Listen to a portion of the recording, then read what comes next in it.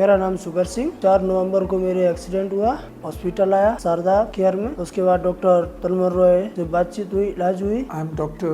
Tanmay Roy. I am the plastic surgeon, ShardaCare-Healthcity. This was a patient who came after injuries to his right hand. Right hand is the main hand by which a young person works and earns a livelihood. He had, in this industrial area, these accidents are common. Previously, these fingers were cut from the place where they were injured, as a result of which the fingers do not get length. And if the length is not there, patient cannot do the work like writing, gripping, holding a ball, holding a glass. This was a step ladder abdominal flap. It is done in multiple stages where the skin from the abdomen is transferred to the finger and to gain length, and you can see that in the video. Sharda care की जितनी team, सारी team ने मेरी बढ़िया देखभाल की। मेरा शरीर एकदम स्वस्थ है, सही है।